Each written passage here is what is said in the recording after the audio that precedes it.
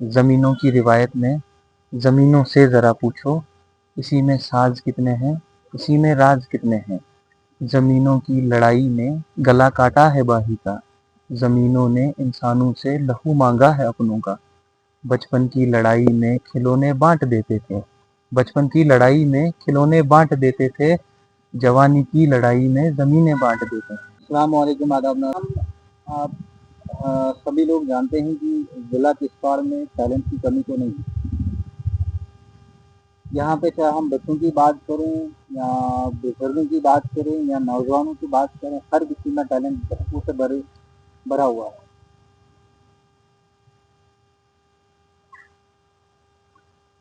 आप जानते हैं यहाँ किश्तवाड़ की बेटियों ने इंटरनेशनल लेवल पे नाम रोशन किया है, अपना भी, अपने घर वालों का भी और साथ में हमारे किश्तवाड़ का।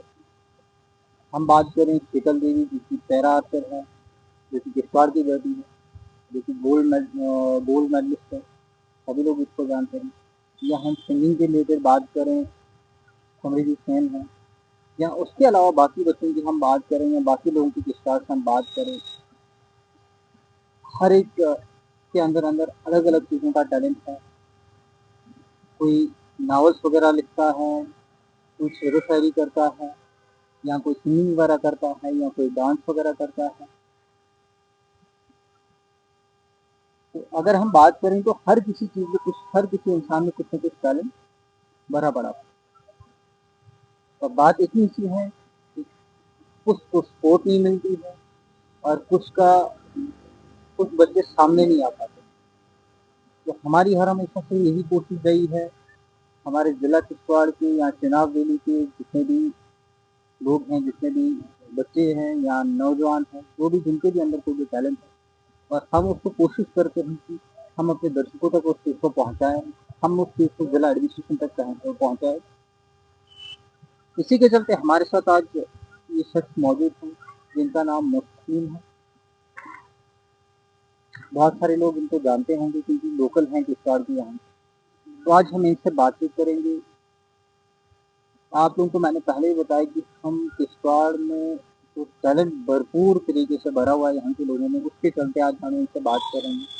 बहुत सारे लोगों को पता भी होगा, ये शेरो शायरी भी कर लेते हैं।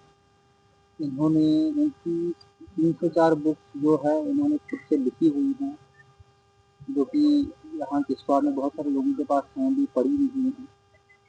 तो उसके अलावा इन्होंने अभी रिसेंटली एक बुक लिखी हुई है जो कि कुछ टाइम के बाद लॉन्च होने वाली है, और शायद 1 महीने के आसपास के बाद वो लॉन्च होने वाली है। तो हम पहले इनसे बात करते हैं। सबसे पहले शुक्रिया मस्ती।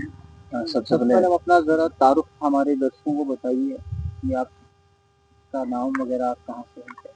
सबसे पहले अस्सलाम वालेकुम आप सबको, और आकिब भाई आपका भी शुक्रिया। मेरा नाम मुस्तकीम मुश्ताक है और मैं डिस्ट्रिक्ट किश्तवाड़ संग्राम बाटा में जो है रहता हूँ। करंटली जो है मैं अपनी डिग्री परस्यू कर रहा हूँ अमर सिंह कॉलेज से, जहाँ से मैं बीए पॉलिटिकल साइंस की जो है ऑनर्स कर रहा हूँ इसमें। इसके साथ लिखने का जो है मेरा बचपन से ही शौक था।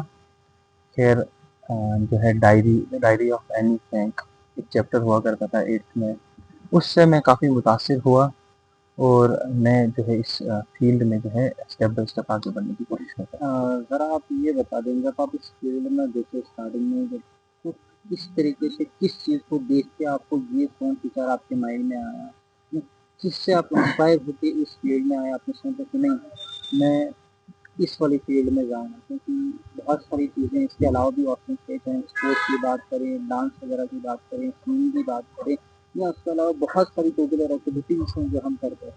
तो ऐसा क्या हुआ जिसके चलते आपने ये फील्ड चूज़ की? खैर आज के दौर में राइटिंग को एम बनाना जो है काफ़ी मुश्किल है, और जैसा कि आपने कहा इस फील्ड में जो है बहुत कम लोग उतर पाते हैं, और अक्सर यंग ऑथर्स हमें देखने को जो है काफ़ी कमी मिलती है, चाहे वो जम्मू कश्मीर से हो या बाहर से भी हो। खैर बाहर तो काफ़ी ज़्यादा है, लेकिन जम्मू कश्मीर के अंदर इस यंग ऑथर्स बहुत कम हैं। तो जैसे कि घर का माहौल जो था, हमें जो मेरे फादर साहब थे वो भी शेर व शायरी करते थे, तो थोड़ा-सा जो है वहाँ से मिला कुछ। जैसे मैंने अभी कहा डायरी ऑफ एनी फ्रैंक से पढ़ के, क्योंकि जब मैंने उनकी उनकी जो पूरा चैप्टर था उसके बाद एक बुक पूरी मैंने पढ़ी। जब मैंने वो सब पढ़ा और एपीजे अब्दुल कलाम उनकी बायोग्राफी पढ़ी, बहुत सारी जो है बुक्स मैंने पढ़ी, क्योंकि बचपन से इंटरेस्ट था बुक्स की तरफ और धीरे-धीरे ये इंटरेस्ट जो है बढ़ता जाने लगा स्टेज बाय स्टेज। लेकिन जब मैं 9th-10th में आया तो मैंने देखा यहाँ पे लोग जो है सिर्फ नीट के लिए जा रहे हैं, क्योंकि जितने भी इंस्टीट्यूट्स थे वहाँ पे सबसे ज़्यादा एडमिशन्स नीट की हो रही यहाँ थी। के पेरेंट्स के जी। माइंड में इस एज पे बच्चा हमारा पढ़ाई करे और हुँ, उसके बाद वो डायरेक्ट जॉब जॉब कर सकता है। खैर उसके अलावा बाकी यहाँ कोई चीज़ ज़्यादातर वो बाकी चीज़ों पे कोई फोकस नहीं करता। बिल्कुल।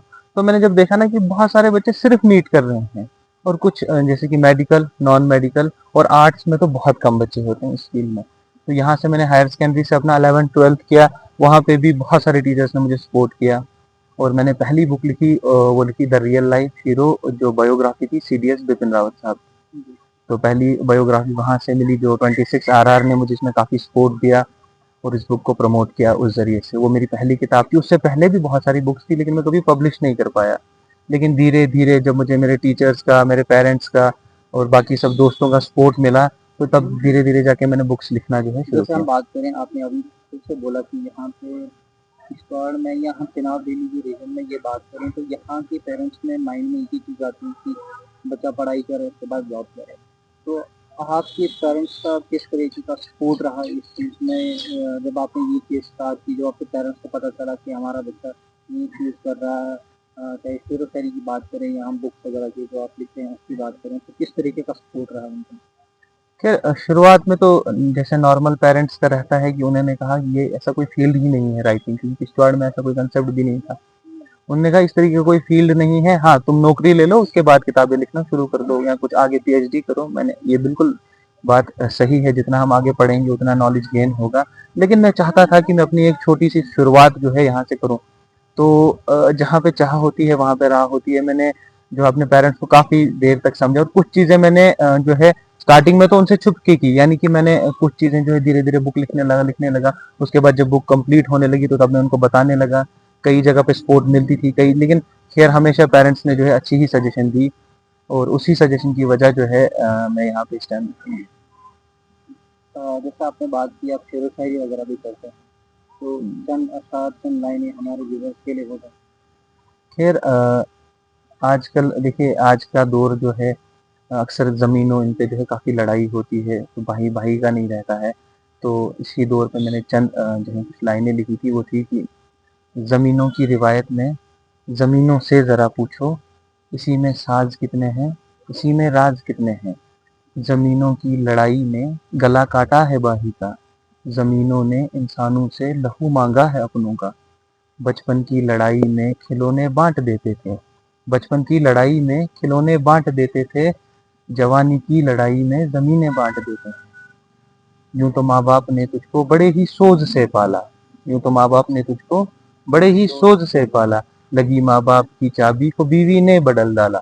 रखे रिश्ते जो खानदां से वही आबाद हैं अक्सर, रखे रिश्ते जो खानदां से वही आबाद हैं अक्सर, नहीं तो फन के फनकारों ने चाबी को बदल डाला, नहीं तो फन के फनकारों ने चाबी को बदल डाला। फिर ये एक नज़रिया था, मेरा नज़रिया जो है ज़मीनों के इस मामले को लेके, तो चंद जो है मैंने इस पे लिखी थी नज़म। जैसे कि आपने बुक्स वगैरह लिखी हैं, अभी आपने बोला कि मेरी 2-4 बुक्स हैं या इससे पहले भी आप कुछ बुक्स लिखी जो पब्लिश नहीं कर पाए। जी। तो थोड़ा उनसे हो जाए कि आपने किस पे वो बुक्स लिखी, क्या थी, उनमें क्या-क्या लिखा हुआ है?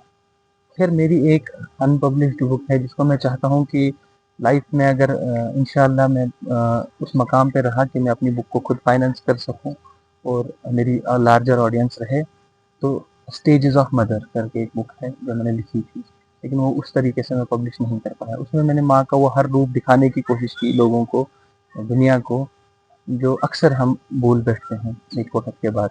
तो मैं चाहूँगा कि अगर इंशाल्लाह इन फ्यूचर जो है एक प्रोजेक्ट जो है मैं स्टेजेस ऑफ मदर को लेके कंप्लीट करूँ। जैसे कि बात करें हम यहाँ के युवाओं को लेके, इस बार में तो टैलेंट की कमी है। इस बार में अगर हम बात करें तो हर किसी चीज़ का टैलेंट हमें यहाँ के बच्चों में, यहाँ के नौजवानों में, लेकिन बहुत सारे बच्चे नौजवान ऐसे हैं जो कि सामने नहीं आ पाते। टैलेंट तो बहुत भरपूर है, यहाँ सामने आने से डरते हैं, यहाँ स्पोर्ट्स में वगैरह नहीं, तो उसके चलते क्या कहना रहेगा? खैर बहुत सारे बच्चे हैं, आपने सही बात की, मेरे बहुत सारे बैचमेट्स थे जो उस टाइम में क्रिकेट में बहुत अच्छा कर पाते थे लेकिन उनको पेरेंट्स ने सपोर्ट नहीं की। तो वो जो है इस फील्ड में आगे नहीं जा पाए। करंटली कुछ मेडिकल में हैं, तो कुछ नॉन मेडिकल में हैं। और सच कहूँ तो वो भी परेशान है वहाँ जाके। और अक्सर बच्चा जो है पेरेंट्स की वजह से कुछ ऐसा सब्जेक्ट, ऐसा फील्ड चुन लेता है जिसमें उसको भी जाना ही नहीं होता है। खैर मुझे आर्ट्स में जाना था, मुझे ह्यूमैनिटीज़ सब्जेक्ट अच्छा लगता था क्योंकि मेरा पॉलिटिकल में भी अच्छा इंटरेस्ट था। तो स्टार्टिंग में जब मैंने यहाँ कहा तो बहुत सारे टीचर्स ने मुझे ऐसा कहा कि ह्यूमैनिटीज़ तो कुछ है ही नहीं। आप इसमें जा रहे हो तो आप टाइम पास करने जा रहे हो, आपको पढ़ना नहीं है। लेकिन मुझे ह्यूमैनिटीज़ में बहुत इंटरेस्ट था। तो मैंने 10th के बाद से अपना जो है सब्जेक्ट मेजर पॉलिटिकल ही रखा था। तो मुझे पॉलिटिक्स में इंटरेस्ट था, लेकिन मैंने घर वालों से भी देखो जिस इंसान को कुछ करना होता है वो हमेशा करता ही है।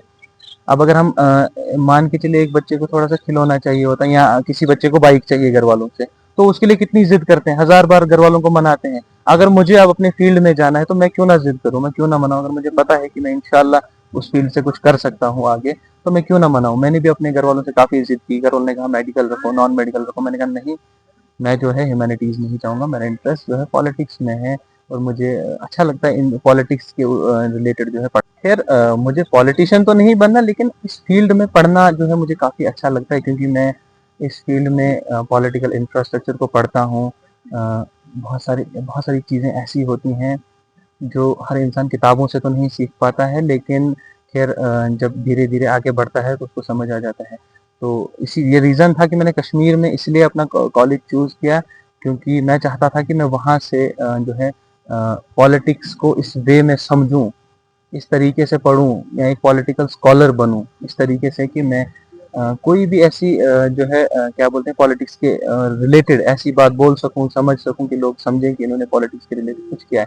खैर एक मेरा इंटरेस्ट था पॉलिटिक्स के अंदर। आपने पहले बुक पब्लिश वगैरह की, तो उसका उनका कैसा रिव्यू रहा, क्या चीज़ें उनसे आपको देखने को मिली? खैर पहली बुक्स में सच कहूँ तो यहाँ पे लोग किताबें बहुत कम पढ़ते हैं और इतनी कम पढ़ते हैं कि यहाँ पे किताबें जो हैं अक्सर रोडों पे दिखाई देती हैं और जो रोड साइड में लोग किताबें बेच रहे होते हैं। इस तरीके से काफ़ी बुरा लगता है इन सब चीज़ों को देख के कि लोग किताबों को नापसंद करते हुए सोशल मीडिया में जाते हैं, सोशल मीडिया प्लेटफ़ॉर्म्स। ऐसा नहीं है, सोशल मीडिया प्लेटफ़ॉर्म भी अर्निंग का एक ज़रिया है। लोग काफ़ी सारे लोग उससे अर्निंग कर रहे हैं, लेकिन कई हद तक जो किताबें हमें सिखाती हैं वो कोई और चीज़ सिखा नहीं सकती। तो मैंने जो पहली स्टार्टिंग बुक्स लिखी उन बुक्स में लोग उतना इंटरेस्ट नहीं दिखाने लगे पढ़ने का क्योंकि एक सर थे हमारे, तो मेरी एक बुक आ रही थी इंटॉक्सिकेशन ऑफ ड्रग्स, जिसके रिलेटेड मैं एक इंटरव्यू कर रहा था। तो इंटरव्यू के बाद अपने टीचर से मिला तो उन्होंने कहा मुस्तकीम, मैंने कहा सर, बोलते हैं जो लोग ड्रग्स कर रहे होंगे आपको लगता है वो आपकी बुक पढ़ेंगे? यार मेरे पास इस बात का कोई जवाब था नहीं क्योंकि ये बात सच थी कि जो लोग ड्रग्स कर रहे हैं वो इस चीज को, क्योंकि जो लोग सिगरेट पीता है वो उसके पीछे की जो नो स्मोकिंग का वो लगा होता है, लेकिन वो उसको भी अवॉइड कर देते हैं। तो खैर ये बात मुझे काफ़ी जो है लगी इस दिल पे। इसके रिलेटेड मैंने मतलब बहुत सारे आर्टिकल्स लिखे, डिफरेंट न्यूज़पेपर्स में लिए बहुत सारे आर्टिकल, कोशिश की अपनी आवाज़ को जो है लोगों तक पहुँचाने की। हाँ, हमारा यही काम है कि हम लोगों को एक अच्छी राय दें। बिल्कुल। हम चाहे वो डिजिटल प्लेटफ़ॉर्म पे दें या या हम जैसे आपने बुक के माध्यम से बोला, क्योंकि कलम में जो ताकत है वो किसी चीज़ में नहीं। तो हम अपनी कोशिश यही जारी रखेंगे कि जो है वो ड्रग्स रिलेटेड बात कर लें, किसी और चीज़ पे, तो हम हर किसी चीज़ पे कोशिश करेंगे कि हम उसको अच्छी राय दें और अच्छी बात समझाने की कोशिश करें। जो मैं अभी बता रहा था, जो मेरा ये अपकमिंग प्रोजेक्ट है बुक के रिलेटेड, वो एक एंथोलॉजी है, फिक्शनल एंथोलॉजी है, जिसमें हमने कोशिश की है कि अक्रॉस इंडिया से, सबसे पहले ये बहुत बड़ी बात है कि जम्मू कश्मीर का एक बहुत बड़ा प्रोजेक्ट है जिसमें अक्रॉस इंडिया से, सऊदी से, वेस्ट बंगाल से एंड डिफरेंट कंट्रीज से हमें जो है स्टोरीज जो है हमें मिली हैं। और स्टार्टिंग में एक छोटा सा ख्वाब लेके मैं कश्मीर गया था कि, और मुझे काफ़ी टाइम से माइंड में था कि हम एक एंथोलॉजी को जो है फिक्शनल एंथोलॉजी हम लिखेंगे जिसमें हमारा थीम रहेगा unusual dream, some strange experiences and paranormal incidents को। तो जब मैं कश्मीर गया, एक छोटा सा एक अकेला लड़का कश्मीर यहाँ से गया ये थीम को लेके कि मैं इस प्रोजेक्ट को बनाऊंगा। और पहला ऐसा प्रोजेक्ट था जो हम ग्रुप प्रोजेक्ट कर रहे थे। तो धीरे धीरे कश्मीर में मेरे प्रोफेसर्स ने खासकर प्रोफेसर सुहेल कमर, जिन्होंने काफ़ी सपोर्ट किया, उन्होंने गाइड किया किस तरीके से आगे बढ़ते हैं। देन किश्तवाड़ की भी हमारी एक टीचर हैं मीनाक्षी जी, जिन्होंने काफ़ी सपोर्ट किया मेरे को। इम्तियाज़ सर, बहुत सारे टीचर्स हैं जिन्होंने मुझे समझाया इस रिलेटेड किस तरीके से है।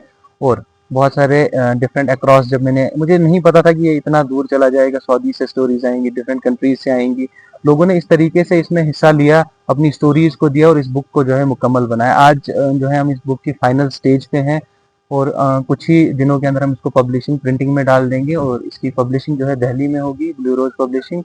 और मेरे हिसाब से मेरा आज का अभी तक का ये सबसे बड़ा प्रोजेक्ट रहेगा। खैर जो है इस बुक का नाम है the untold and the unseen voices beyond reality, तो ये इस बुक का नाम है। और इंशाल्लाह नेक्स्ट ऐसे इंटरव्यू में आपको जो है मैं दिखूंगा उस पूरी बुक के साथ। ये छोटी सी स्टोरी थी जो कि नस्रीन जी हमारे साथ बैठे हुए थे, इनकी छोटी सी स्टोरी थी। बहुत मेहनत की है इन्होंने अपने काम को लेकर। मेहनत तो हर किसी चीज़ में करनी पड़ती है, चाहे अगर छोटी सी एग्जाम्पल एक बिजनेस ही लेते हैं। जब हम अपना कोई बिजनेस स्टार्ट करते हैं तो पहले पहले हमें बहुत सारी मेहनत इसमें करनी पड़ती है, क्योंकि पहले हम कोई भी काम स्टार्ट करते हैं तो हमें उस चीज़ से रिलेटेड नॉलेज नहीं होता है, जिसके चलते हमें बहुत सारी डिफिकल्टीज का सामना करना पड़ता है। तो आहिस्ता आहिस्ता जब हम उस फील्ड में चलते हैं, काम करते हैं, तो आहिस्ता आहिस्ता हमें चीज़ें समझ आती है कि हमें कैसे क्या करना है, कैसे हम इसको बढ़ाएंगे, कैसे हमारे लिए ठीक रहेगा, कैसे क्या होगा, तो वो हम चीज़ें आहिस्ता आहिस्ता सब पकड़ जाते हैं। तो मेरी इतनी ही से रिक्वेस्ट रहेगी कि जितना ज़्यादा हो सके उतना ज़्यादा प्यार दीजिए इनको, क्योंकि जब तक ना आप लोग इनको सपोर्ट करेंगे, प्यार देंगे, तब तक ये बच्चे आगे नहीं बढ़ पाएंगे। चाहे हम हमारे साथ भाई बैठे हैं मुस्लिम भाई या बाकी बच्चों की बात करेंगे, जब तक ना ऑडियंस इनको प्यार देगी। हाँ, गलतियां हर किसी से होती हैं, अगर कोई कोई स्टेप उठाता है, कोई काम करता है, हर कई जगह गलतियां होती हैं। हर कोई, चाहे कोई भी बंदा हो, चाहे कितने बड़े स्कॉलर हो, जब वो स्टार्टअप करता है तो गलतियां हर किसी से होती हैं।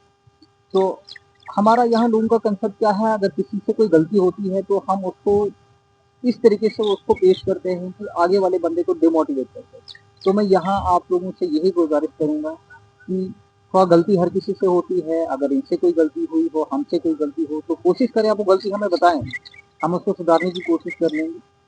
लेकिन जब तक ना आपका सपोर्ट, आपका प्यार जिन बच्चों को मिलेगा जो अपना टैलेंट आपके सामने लाते हैं, कुछ वजहें ऐसी होती हैं इसके चलते ही बच्चे सामने नहीं आ पाते हैं, क्योंकि उनको लगता है कि हम जो चीज़ कर रहे हैं, क्या पता कोई गलत हो जाए, कोई गलती हो जाए हमसे, तो लोग क्या कहेंगे।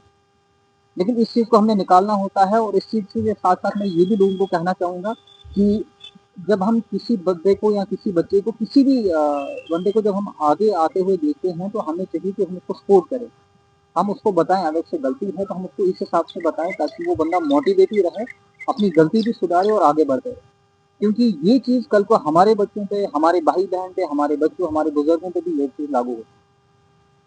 तो इनकी अब कुछ टाइम के बाद, 1 महीने का, हम 1 महीने या 20 दिन की बात करें या 25 दिन या महीना हम लोग चलते चलते हैं, इनकी एक बुक आने वाली है, इनका इन्होंने नाम भी उस चीज़ का बता दिया। तो जब इनकी वो बुक आएगी, हम उस चीज़ को भी कोशिश करेंगे और सब एक रिव्यू आप लोगों तक पहुँचाएँ, और आप लोगों से भी उस चीज़ का रिव्यू लें कि किस हद तक इन्होंने जो लिखा है वो ठीक है, या कहाँ पे उस चीज़ को कमी है, वो आप लोग बताएँ। क्योंकि जब तक ना पब्लिक का, लोगों का प्यार होगा, लोगों का रिव्यू होगा, तब तक हमें भी नहीं पता चलेगा हम कहाँ पे हैं, क्या चीज़ हम कर रहे हैं, किस जगह पे हमने करनी है। तो इस चीज़ को हम यहीं पे क्लोज़ करेंगे। इंशाल्लाह आगे आपके साथ और मिलेंगे। इस चीज़ के साथ मैं इजाज़त लेना चाहूँगा आपसे। अल्लाह हाफ़िज़।